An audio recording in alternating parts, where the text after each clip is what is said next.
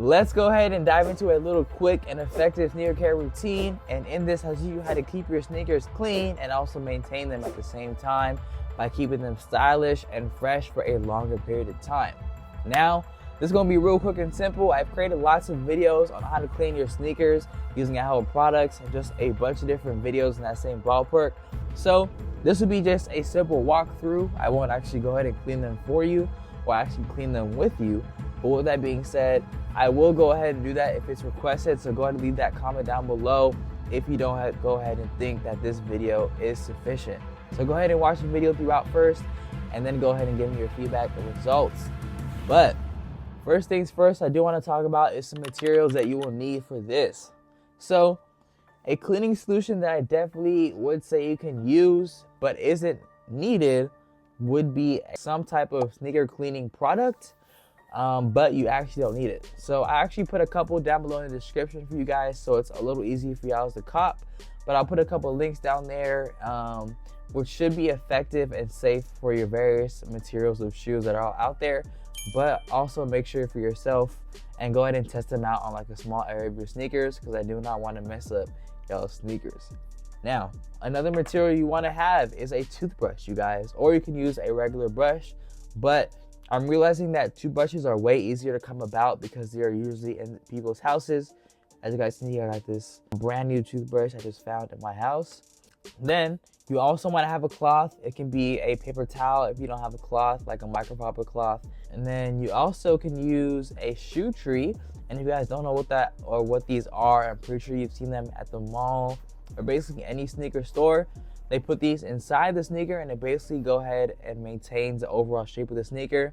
And it basically like encompasses the whole entire sneaker space. But that is basically all the cleaning tools that you'll need. And now we're gonna get into the preparation. Now, just like my other sneaker cleaning video, I do want to tell you guys that you do want to go ahead, and it's not needed, but you can go ahead and remove the laces off your shoe. I am yet to remove the laces, I'm not gonna lie, and actually clean them. But with that being said, if you do want to go ahead and go about cleaning your laces, you can go ahead and remove them, and you can go ahead and throw them in a washing machine or go ahead and just soak them in some hot water. But you want to go ahead and shoot or insert some shoe trees. But kind of an example or something similar that I do have to those shoe trees is this crease protector. As y'all can see, it's kind of a little bent, but it still does the job correctly.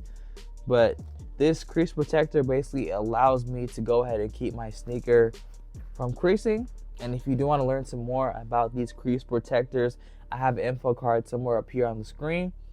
And so with the gently brush or with the brush that you have, basically on any area that you have dirt, you can go ahead and use this brush and go ahead and literally just scrub like so.